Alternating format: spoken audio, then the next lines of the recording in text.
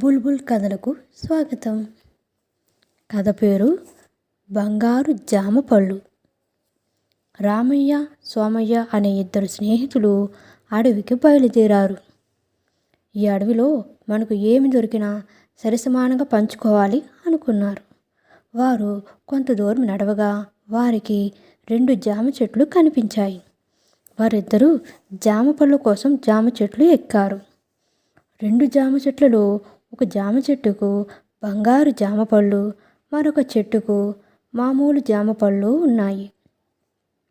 సోమయ్య తన దగ్గర ఉన్న సంచి నిండా బంగారు జామ పళ్ళను నింపుకున్నాడు. రామయ్య తన దగ్గర ఉన్న సంచిలో మామూలు జామ పళ్ళను నింపుకున్నాడు. రామయ్య సోమయ్యతో రా మనిద్దరం పంచుకుందా అన్నాడు. సోమయ్య అమ్మో నావి బంగారు జామ పళ్ళు, నేను ఇవ్వను అని పంచుకోవడానికి ఒప్పుకోలేదు. ఎవరి సంచి వారు పట్టుకొని మరలా కొంత దూరం వెళ్ళారు. వారిద్దరికీ బాగా ఆకలి వేసింది. రామయ్య తన దగ్గర ఉన్న జామ పళ్ళను తీసి తింటున్నాడు. సోమయ్య దగ్గర ఉన్న జామ పళ్ళన్నీ బంగారు పళ్ళు కావడంతో తినడానికి లేదు. కానీ రామయ్య తన మామూలు జామ పళ్ళను సోమయ్యకు ఇచ్చాడు. సోమయ్య ఆ జామ పళ్ళు తిని ఆకలి తీర్చుకున్నాడు. సోమయ్య సిగ్గుపడి తన దగ్గర ఉన్న బంగారు జామ పళ్ళను సగం రామయ్యకు ఇచ్చాడు. ఇరువురు కలిసిమెలిసి సంతోషంగా జీవించసాగారు. కథ నచ్చితే లైక్ చేయండి, షేర్ చేయండి, సబ్స్క్రైబ్ చేయండి. Thank you so much. Bulbul కథలకు స్వాగతం. కథ పేరు ఎలుక పిండ్లి. అవ్వా, పిల్లి ఎలుక ఎందుకు శత్రువులుగా ఉంటాయి? వాటి మధ్య స్నేహం అసలు కుదరదా? అడిగారు పిల్లలు. కుదరదు పిల్లలు, మీకు పిల్లిని నమ్మి మోసపోయిన చిట్టెలుక కథ చెప్తాను వినండి అంటూ కథ మొదలుపెట్టింది అవ్వ. ఒక ఊర్లో ఒక చిట్టెలుక ఉండేది. ఒకరోజు అది తన ఇంటిని శుభ్రం చేసుకునేటప్పుడు దానికి ఒక రూపాయి పిల్ల దొరికింది. ఆ పిల్లను చూసి మురిసిపోయింది ఎలక. దీంతో ఏం కొనుక్కోవచ్చు? సరే, జడలకు వేసుకుని రిబ్బను కొంటాను అని అనుకుంది. రిబ్బన్లు అమ్మే కుందేలు ఇంటికి పోయి మంచి ఎర్రటి రిబ్బను కొనుక్కుంది. ఒకరోజు తన దగ్గర ఉన్న దుస్తుల్లో మంచి జత చూసి వేసుకుంది. కొత్తగా కొన్న ఎర్ర రిబ్బను జడకు అందంగా అల్లుకుంది. తన ఎదురింట్లో ఉన్న కోడిని విందుకు పిలిచింది. అందంగా ముచ్చటగా కనిపిస్తున్న ఎలకను చూసి కోడి మనసు పారేసుకుంది. ఎలుకను పెళ్లి చేసుకోవాలా అని ఉవ్విళ్ళూరింది. ఎలక పిల్ల, ఎలక పిల్ల, నన్ను పెళ్లి చేసుకుంటావా అని ఆశగా అడిగింది కోడి. నువ్వు చేసే కుక్కరొక్క శబ్దాలు అంటేనే నాకు పడదు. ఇంకా నేను ఎట్లా పెళ్లి చేసుకోవాలా చెప్పు, చేసుకోను అని ఖచ్చితంగా చెప్పేసింది ఎలుక. ఆ రోజు సాయంకాలం కిటికీ దగ్గర కూర్చొని వీధిలో పోతున్న బాతును, గాడిదను చూసింది ఎలుక. అదే సమయంలో అవి కూడా దీన్ని చూశాయి. ముద్దుగా కనిపిస్తున్న ఎలకను చూసి మాలో ఎవరినో ఒకరిని పెళ్లి చేసుకుంటావా అని అడిగాయి. ముందు మీ గొంతుల్ని వినాలి, ఆ తర్వాతనే అసలు సంగతి ఎలుక బదులిచ్చింది. దాంతో బాతు అరవడం, గాడిద ఓండ్రు పెట్టడం మొదలుపెట్టాయి. పాపం ఎలుక భయంతో బక్క చచ్చిపోయింది. వినలేక చెవులు మూసుకుంది. వాటిని బయటికి తరిమేసింది. వాకిట్లో నిరుత్సాహంగా కూలబడింది.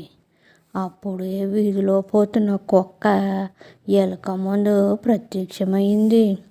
చిట్టెలుక, చిట్టెలుక, నువ్వు చాలా అందంగా ఉన్నావు. నన్ను పెండ్లి చేసుకుంటావా? తోక ఊపుకుంటూ మురిగింది.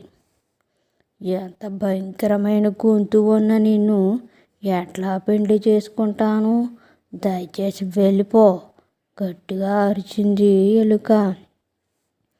మరుసటి రోజు బెల్లం కొనడానికి అంగడికి బయలుదేరింది. దారిలో పిల్లి కలిసింది. సొగసైన చిట్టెలుక, నన్ను పెండ్లి చేసుకుంటావా? కళ్ళు మెలమలా మెరుస్తూ అడిగింది.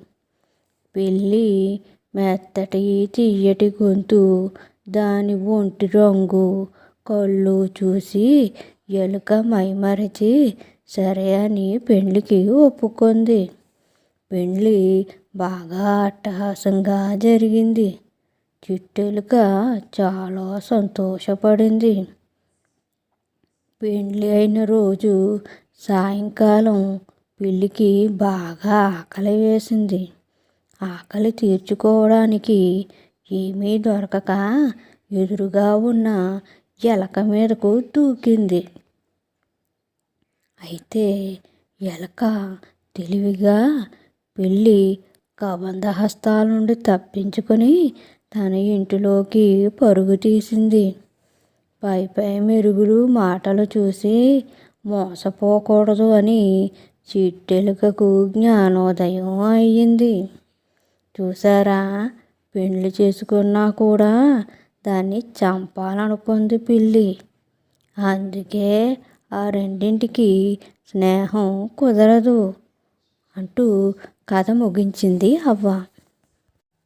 కథ నచ్చితే లైక్ చేయండి, షేర్ చేయండి, సబ్స్క్రైబ్ చేయండి. Thank you so much.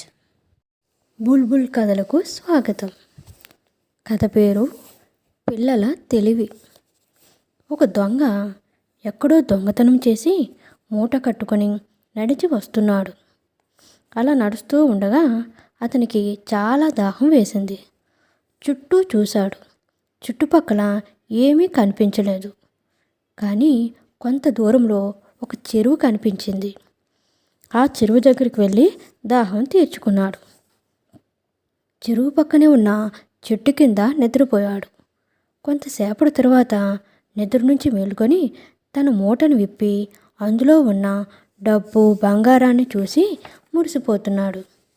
ఇదంతా చెరువు పక్కనే ఆడుకుంటున్న పిల్లల్లో ఒకడు గమనించాడు. ఆ పిల్లవాడు మిగతా పిల్లలందరికీ దొంగను గూర్చి చెప్పాడు. ఆ దొంగను ఎలాగైనా ఊరి జనానికి పట్టించాలని అనుకున్నారు. అప్పుడు పిల్లలందరూ ఎలాగా అని ఆలోచిస్తుండగా ఒకడికి మంచి ఆలోచన తట్టింది. వాడి ఆలోచన ప్రకారం వారు ఆడుతున్న బంతిని చెరువులోకి విసిరేసి పిల్లలందరూ ఏడుస్తూ ఉన్నారు. అప్పుడు ఆ దొంగ పిల్లల వద్దకు వెళ్ళి ఎందుకు ఏడుస్తున్నారు అని అడిగాడు. పిల్లలు, మేము ఆడుకుంటున్న బంతి చెరువులో పడిపోయింది. మాకు ఎవ్వరికీ ఈత రాదు. ఆ బంతి మాకు కావాలి అన్నారు. అప్పుడు ఆ దొంగ, నాకు ఈత వచ్చు, నేను వెళ్ళి బంతిని తీసుకువస్తాను. మీరు మాత్రం ఈ మూటను జాగ్రత్తగా పట్టుకోండి అని చెప్పి బంతిని తీయడానికి చెరువులోకి దిగాడు. వెంటనే పిల్లలందరూ ఆ మూటను తీసుకొని ఊళ్ళోకి వెళ్ళి జనానికి జరిగిన విషయం చెప్పారు. అందరూ కలిసి ఆ దొంగను పట్టుకున్నారు. ఆ ఊరి జనం పిల్లలందరినీ మెచ్చుకున్నారు. దొంగను పోలీసులకు అప్పగించారు. కథ నచ్చితే లైక్ చేయండి, షేర్ చేయండి, సబ్స్క్రైబ్ చేయండి. Thank you so much. Bulbul కథలకు స్వాగతం. కథ పేరు దెయ్యం సహాయం. అనగనగా ఒక ఊరిలో కాంతమ్మ అనే వృద్ధురాలికి రామయ్య, గౌరీ అనే కొడుకు, కోడలు ఉండేవారు. రామయ్య చాలా మంచి వ్యక్తి. గౌరీ తన అత్తగారిని మొదట్లో మంచిగానే చూసుకునేది. కానీ కొన్ని రోజుల తర్వాత అత్తగారు తినే వంటల్లో ఉప్పు, కారాలు ఎక్కువగా వేసి పెట్టేది. కాంతమ్మ ఆ కూరలు తినలేకపోయేది. తన కొడుకైన రామయ్యకు విషయం చెప్పేది. అతను కూడా భార్యను ఏమీ అనకుండా కాంతమ్మనే మందలించాడు. ఎందుకంటే తనకు రుచిగా ఉండే కూరలు అమ్మకి రుచిగా ఎందుకు లేవు, కావాలనే ఆమె తన భార్యను నిందిస్తుందని అనుకున్నాడు. ఇలా కొన్ని రోజులు గడిచాక తన కోడలు చేసే వంటలు తినలేక కాంతమ్మ చనిపోవడానికి సిద్ధమై ఒక పాడుబడిన బావి వద్దకు వెళ్ళింది. అంతలో ఒక దెయ్యం ప్రత్యక్షమై, ఎందుకు చనిపోవాలనుకుంటున్నావు అని కాంతమ్మను అడిగింది. అప్పుడు కాంతమ్మ జరిగినదంతా దెయ్యానికి చెప్పింది. అప్పుడు దెయ్యం కాంతమ్మకు ఒక విభూది ఇచ్చి, కాంతమ్మ, నీ కోడలు చేసే వంటల్లో ఈ విభూది కలుపు అంది. కాంతమ్మ ఇంటికి వెళ్ళి ఆ దెయ్యం చెప్పిన ప్రకారమే చేసింది. అప్పుడు గౌరి తను తినే వంటల్లో ఉప్పు కారాలు ఎక్కువై కాంతమ్మ కొడుకు తినే వంటల్లో ఉప్పు కారాలు సరిగ్గా సరిపోయేవి. అప్పుడు గౌరి తన భర్తకు ఈ విషయం చెప్పింది. అత్తగారి మీద అనుమానాన్ని వ్యక్తం చేసింది. రామయ్య కాంతమ్మను ప్రశ్నించగా రామయ్యకు జరిగినదంతా వివరించింది కాంతమ్మ. అప్పుడు రామయ్య గౌరిని మందలించాడు. అప్పటి నుండి గౌరి తన అత్తగారైన కాంతమ్మను ప్రేమగా చూసుకునేది. కథ నచ్చినట్లయితే లైక్ చేయండి, షేర్ చేయండి, సబ్స్క్రైబ్ చేయండి. Thank you so much. Bulbul కథలకు స్వాగతం. కథ పేరు పేను రాజు. అనగనగా ఒక ఊరిలో రాజు, పేను ఉన్నాయి. ఆ సంవత్సరం రాజుగారికి పంటలు పండలేదు. పేనుకి పంటలు చాలా బాగా పండాయి. రాజు తన పంటలు పండలేదని పేను పంటలను భటులతో కోయించి కోటలో పడవేశారు. పేను వచ్చి చూసేసరికి పంట లేదు. చాలా బాధపడింది. పంట ఎవరు కోసారో తెలుసుకుంది. దారిలో ఒక్కొక్క పొలంలో ఒక్కొక్క గింజ దొరికింది. అవన్నీ కలిపి అట్లు పోసింది. అలా రాజుగారి కోట దారి వెంబడి నడుస్తుండగా తేలు కనిపించింది. అప్పుడు తేలు, పేనుబావా ఎక్కడికి వెళ్తున్నావు అని అడిగితే పేను, రాజుగారి కోటకు వెళ్తున్నాను అంది. నేను కూడా నీతో వస్తాను, నాకు చిన్న అట్టుముక్క ఇస్తావా అంటే ఇస్తాను అంది పేను. అలా నడుస్తూ ఉండగా దారిలో వాటికి పాము కనిపించింది. పేను, తేలు బావలు ఎక్కడికి వెళ్తున్నారు అని పాము అడిగింది. మేము రాజుగారి దగ్గరికి వెళ్తున్నాం, నేను వస్తాను, నాకు చిన్న అట్టుముక్క ఇస్తావా అంటే ఇస్తాను అంది పేను. అలా నడుస్తూ ఉంటే దారిలో వారికి పులి కనిపించింది. పేను, తేలు, పాము బావలు ఎక్కడికి వెళ్తున్నారు అంటే రాజుగారి కోటకు వెళ్తున్నాం, నాకు చిన్న అట్టుముక్క ఇస్తావా, నేను వస్తాను అంది పులి. అవన్నీ కలిసి అలా వెళ్తుంటే దారిలో సింహం కనిపించింది. పేను, తేలు, పాము, పులి బావలు ఎక్కడికి వెళ్తున్నారు అని అడిగింది. రాజుకోటకు వెళ్తున్నాం అని చెప్పాయి. నాకు చిన్న అట్టుముక్క ఇస్తావా, నేను వస్తాను అంది సింహం. అలాగే అన్నది పేను. అందరూ అట్టుముక్కలు తినేశారు. పేను ఒక పథకం వేసింది. రాజు గడ్డంలో పేను, అగ్గిపెట్టెలో తేలు, కర్ర దగ్గర పాము, పెరట్లో పులి, బయట సింహం ఉన్నాయి. మొదట పేను రాజుగారి గడ్డంలో దూరింది. రాజుగారికి దురద వచ్చింది. గడ్డం పోతే పోయింది, అగ్గిపెట్టుతో కాల్చేద్దాం అని అగ్గిపెట్టును తీయగా తేలు కరిచింది. తేలుని చంపడానికి కర్ర తీయబోయాడు.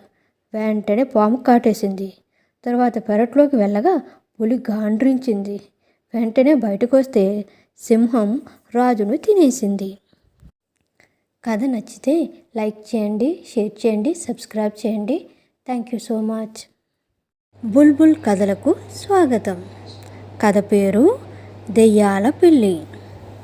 ఒక ఊరిలో ఒక అందమైన అమ్మాయి ఉండేది. ఆ అమ్మాయికి యుక్త వయసు రాగానే తల్లిదండ్రులు వివాహం చేయాలనుకున్నారు. కానీ అకస్మాత్తుగా ఆ అమ్మాయికి జబ్బు చేసి చనిపోయింది. చనిపోయిన ఆ అమ్మాయి పెళ్లి కోరిక తీరనందున దెయ్యమయ్యి ఊరి చివర మర్రి చెట్టుపై ఉండేది. ఒకరోజు ఆ దారిలో ఒక కుంటివాడు వెళుతున్నాడు. అతనిని చూసి, నీవు నన్ను పెళ్లి చేసుకుంటావా అని అడిగింది.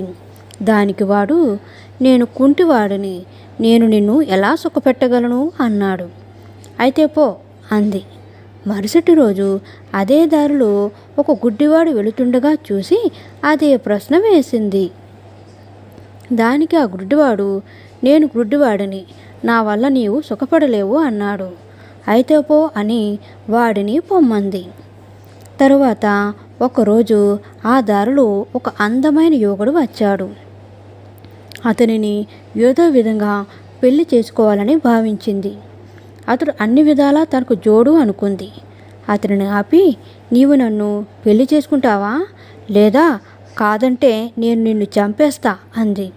దానికి ఆ యువకుడు, అలాగే, నీకంటే అందగత్తె నాకు ఎక్కడ దొరుకుతుంది అని వెంటనే అమ్మాయిని పెళ్లి చేసుకున్నాడు.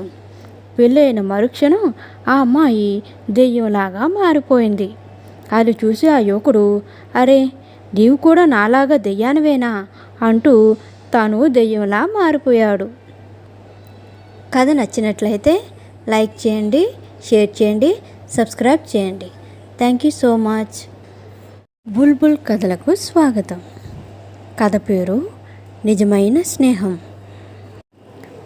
అది ఒక దట్టమైన అడవి. పక్షులన్నీ సూర్యకిరణాల మేలుకొలుపుతో, కిలకిలా రావంతో, ఎంతో మధురంగా వినిపించే కోయిల గానంతో ఆ ప్రదేశం అంతా ఎంతో ఆహ్లాదకరంగా ఉంది. ఒక నేరేడు చెట్టు పైన ఒక పావురం, ఒక రామచిలుక ఉన్నాయి. రెండు మంచి స్నేహితులు. ప్రక్కనే ఒక ముసలి కాకి ఉండేది. రామచిలుక అడవి అంతా తిరిగి ఏ చెట్టు మీద వాలితే ఆ పక్షులన్నింటితో చాలా స్నేహంగా పలకరించేది. అలాగే అన్ని విషయాలు తెలుసుకొని సాయంత్రం రాగానే పావురంతో చెప్పేది. ఇది అంతా ఆ చెట్టు పైన ఉండే మరో పక్షి కోయిల అంతా వింటూ గమనించేది. పావురంలో ఎక్కడో అసూయ ఉండేది. అది కోయిల గమనించి పావురంతో చెలిమి మొదలుపెట్టింది. రామచిలుక ఇదేమీ గమనించకుండా ప్రతిదినం ఒకే విధంగా ఉండేది. కానీ పావురంలో మార్పులు వచ్చాయి. నిజానికి పావురంలో ఉండాల్సిన శాంతం, మెలకువ నశిస్తూ వచ్చాయి. పావురం శాంతికి గుర్తు, కానీ దాని మనసులో శాంతి నశించింది. అందుకే పావురం నెమ్మదిగా కోయిలతో స్నేహం మొదలుపెట్టింది. రామచిలుకని ఎగతాళి చేయడం మొదలుపెట్టింది. ఈ విషయాలన్నీ ఆ చెట్టుపైన ఉన్న ముసలి కాకి చూస్తూ ఒకరోజు సాయంత్రం రామచిలుకని, కోయిలని, పావురాన్ని సమావేశపరిచి మాట్లాడింది. ఈ ప్రపంచంలో అతి విలువైనది, పవిత్రమైనది, నమ్మకం కలది, స్వచ్ఛమైనది ఏది? అది ఏ బంధం అని మూడింటిని అడిగింది. మూడు కూడా ఉమ్మడిగా స్నేహం అని చెప్పాయి. మరి నీకు ఎంతమంది మంచి స్నేహితులున్నారని రామచిలుకను అడిగింది. నాకు చాలామంది ఉన్నారు. ఇక్కడ పావురం, నేను జామ చెట్టు దగ్గరికి వెళ్ళినప్పుడు మా జాతి పక్షి రామచిలుక, ఇలా నాకు చాలామంది ఉన్నారు అని చెప్పింది. పావురం, నేను ఎక్కడికి వెళ్ళాను చెప్పు, చెట్టే నా లోకం. ఏదో ఈ మధ్య చెట్టు మీద వాళ్ళే ప్రతి పక్షితోనూ మాట్లాడుతున్నాను, వాళ్ళందరూ నా స్నేహితులే అని అంది. కోయిలతో నువ్వు అని అడిగింది. నేను ఎవరితో పెద్దగా స్నేహం చేయను. నా గానం విని మురిసేవారంతా నా స్నేహితులే, అంతటి శక్తి నాకు ఉంది అని గర్వంగా చెబుతూ ఏదో ఈ మధ్య పావురంతో స్నేహం చేస్తున్నాను అని అంది. మీ ముగ్గురికి స్నేహం విలువ, దాని ప్రాముఖ్యత తెలియవు, అందుకే ఇలా మాట్లాడుతున్నారు. రామచిలుక, నీకు తెలిసిన ప్రతీదీ పావురం దగ్గర ఒలకబోస్తూ నిన్ను నీవు కించపరుచుకున్నావు. ఇది నీ తెలివి తక్కువతనం. గుప్పెట విప్పినంత వరకే, అందులో ఏముందని ఆతృత. విప్పితే అంతా బట్టబయలు. కాబట్టి దేవునితో తప్ప నీ నీడతో కూడా నీ గురించి చెప్పకు. కన్న తల్లితో కూడా కనుమరుగు ఉండాలి. పావురం, నీవు శాంతికి పరిశుద్ధతకి గుర్తు. అసూయ నీకు తగదు. కాబట్టి నీ బుద్ధి మార్చుకో. కోయిల, ఇద్దరు స్నేహితుల మధ్య స్నేహం చెడింది. వాళ్ళ స్నేహం లోపం కలది. వీలుంటే సరిదిద్దు, లేకపోతే ఊరుకో. స్నేహం చాలా నిర్మలమైనది, అది విలువైనదిని.